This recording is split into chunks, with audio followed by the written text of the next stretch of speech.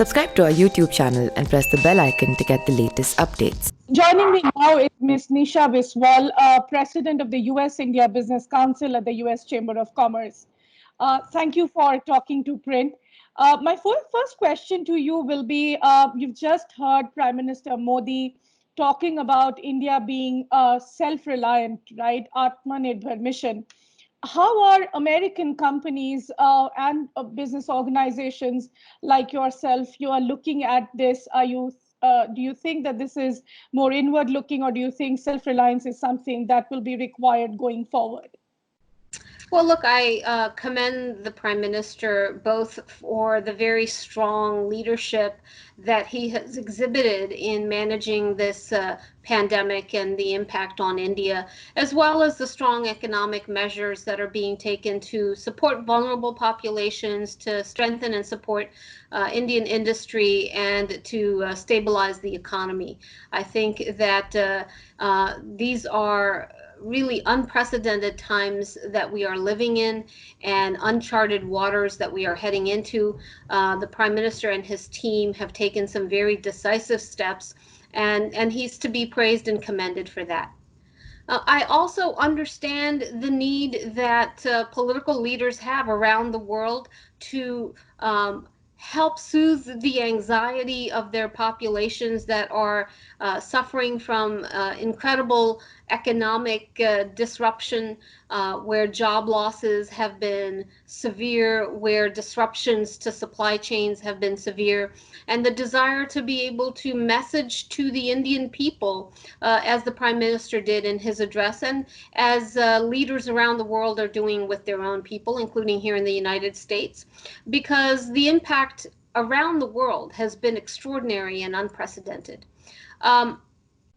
I continue to believe, and I think the Prime Minister shares this belief, that an India that is isolated is not in India's interest or in the Indian people's interest, that an India that is strong, that has a strong economy, that is globally connected, and an India that is a hub for services and for supply chains around the world, is an India that is strong, resilient, and providing opportunity for its own people and for people around the world. So I think that the Prime Minister's focus on self-reliance and resiliency shouldn't be taken too far out of context from beyond, strengthening the resolve and the spirit of the Indian people. But I certainly don't take it as a desire to close India off from foreign investment and from,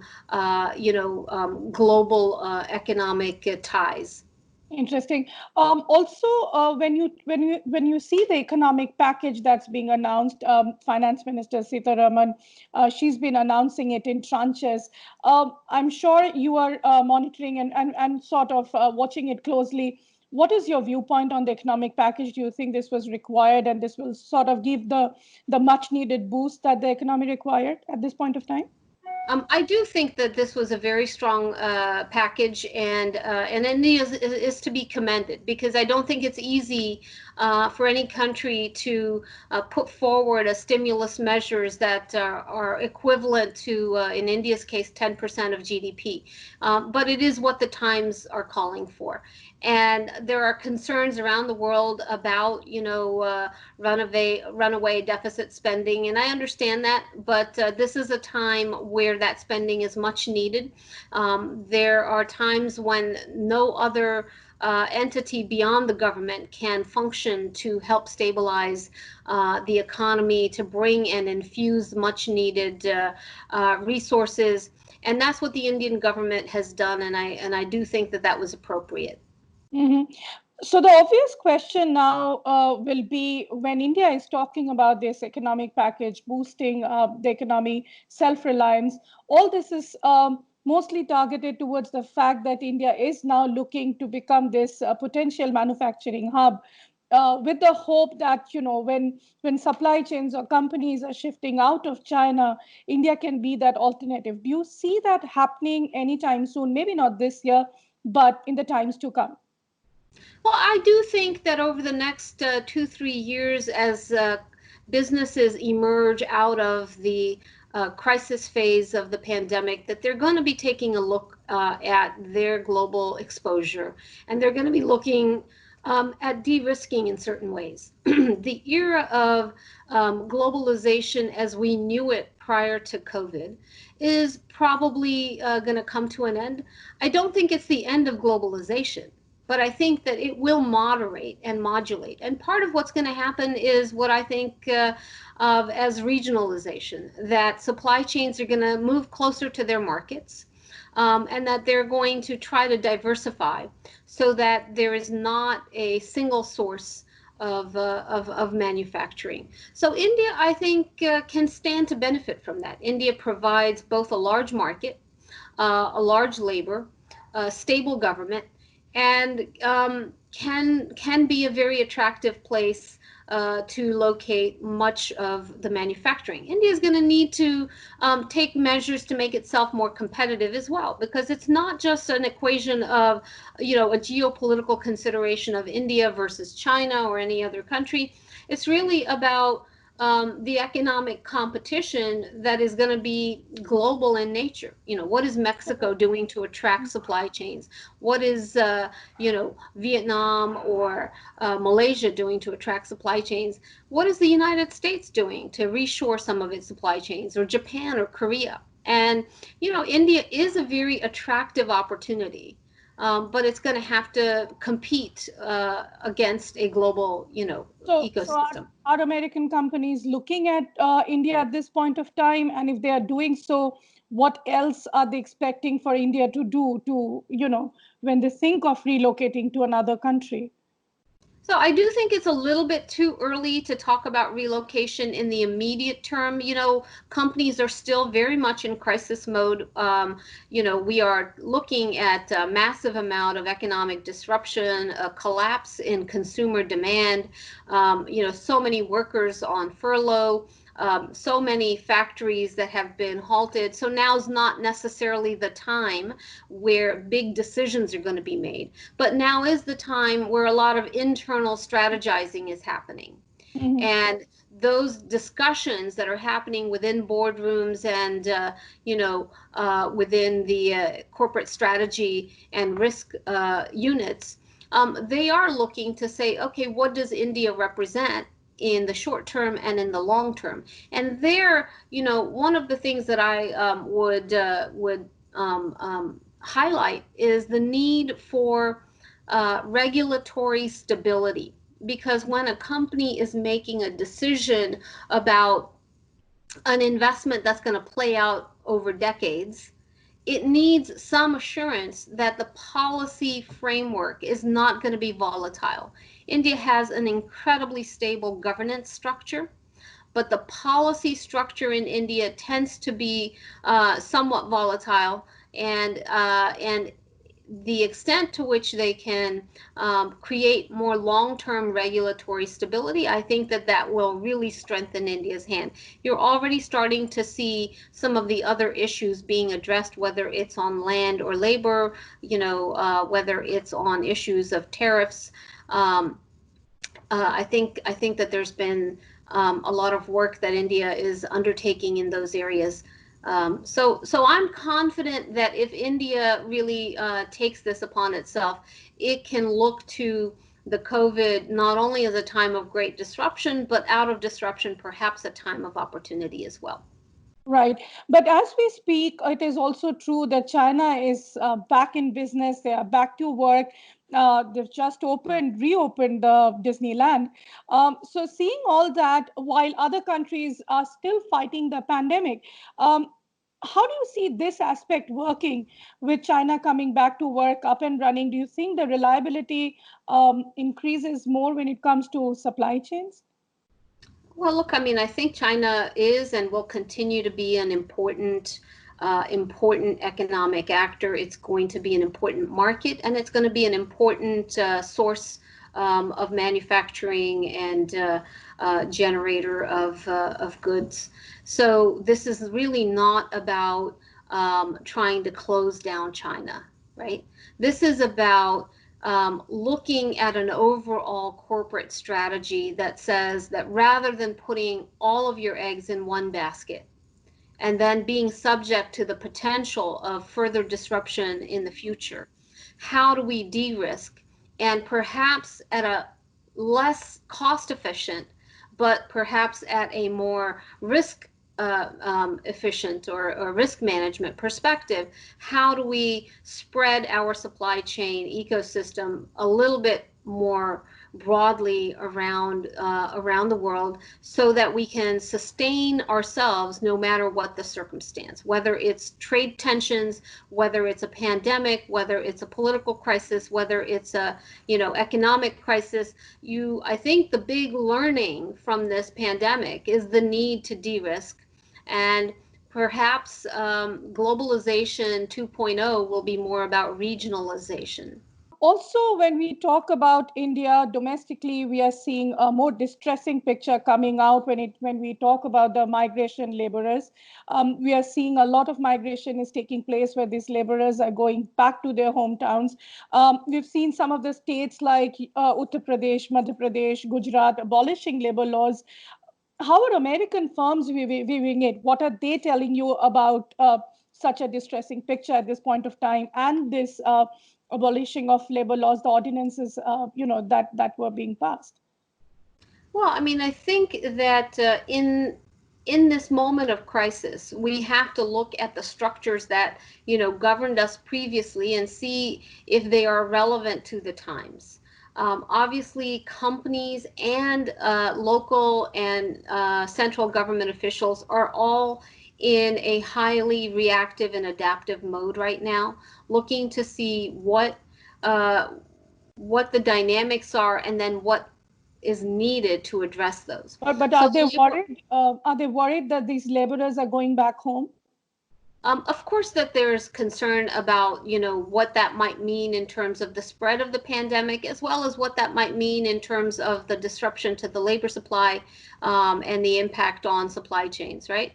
But these are the things that all companies are grappling with, whether you're talking about disruption in labor, whether you're talking about disruption in services, and then how do you adapt? In the service sector, India was able to adapt rapidly, and Indian firms moved really aggressively to issue, the necessary tools and technology for their workforce to be able to work from home with a fairly minimal of disruption. And India is a service hub for the world and certainly for the United States. So India can take pride in the fact that so much of the service industry was able to really sustain itself without much of a challenge.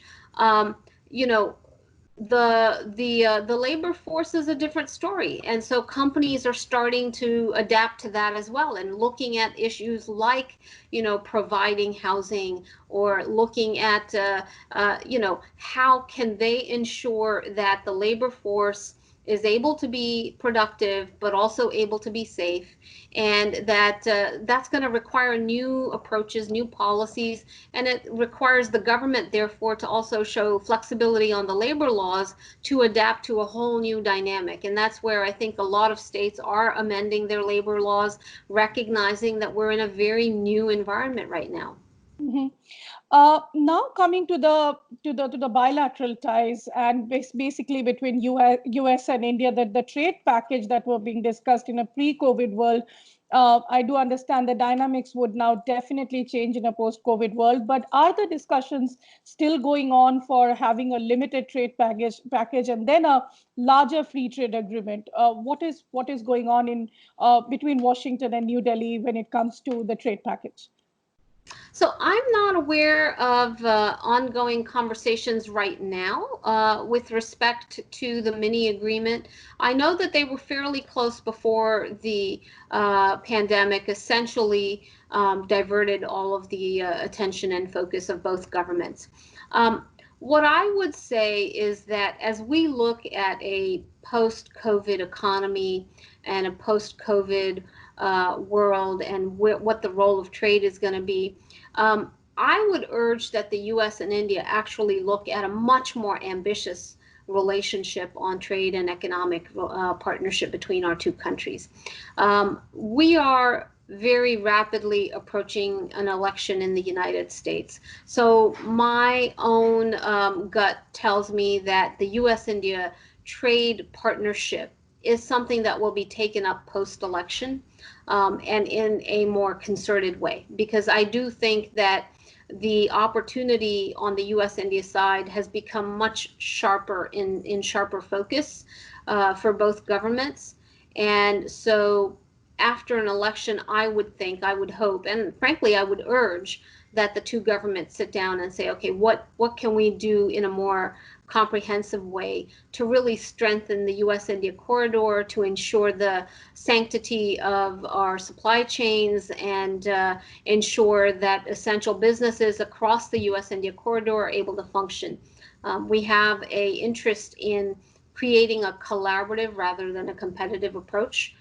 It will benefit both countries, it will benefit industries in both countries, and really create more opportunity for the Indian people as well as the American people. Mm-hmm. Even in this pandemic, we've seen some of the American companies like Facebook, Amazon, Apple, they are announcing investments and investment potential proposals in India. Do you think this trend is going to continue? I think that it is very possible for India to come out of this in a strong way. And I think that, India represents one of the most attractive markets for American companies, for global companies. India also represents a large, skilled English-speaking workforce. And India represents a stable government where there is, minimal political disruption. So if it can address some of the issues on the economic policy side, then I think India represents a really strong and attractive market for the future. Obviously, the Prime Minister and his team, the state leaders, are all focused first and foremost on ensuring that they have an aggressive strategy for containing the pandemic and managing it. Secondly, to ensure that people's lives and livelihoods are sustained through a crisis period. But then I think the third order of business is to get that economy up and running. And I think international investment, and particularly American investment, is going to play a strong role in that. Mm-hmm. We also noticed, even during the pandemic, the relationship that both countries shared when it came to India exporting some of the critical drugs like the hydroxychloroquine and paracetamol, which President Trump has said a gesture that will never be forgotten. In the short term, as you said, that maybe the trade package may not be worked out before the elections, but can India expect to have the GSP trade benefits back as a gesture, or do you think that would be probably a part of the discussions that will happen? My sense is that all of these things will probably be taken up in a larger conversation. I haven't heard anything to make me think that there is a major announcement, in the immediate future. I, of course, could be wrong. I'm not in the government, and so if there are conversations that are going on between the two governments, I'm not privy to them. But my sense is that there's a larger conversation that is likely to take place. Mm-hmm. Ms. Biswal, thank you so much for talking to ThePrint. You take care, and these are difficult times. I hope that things will become better for both the countries. Thank you so much, Nayanima. Be well. I hope you and your family are doing well, and also please my warmest regards to Shaker as well.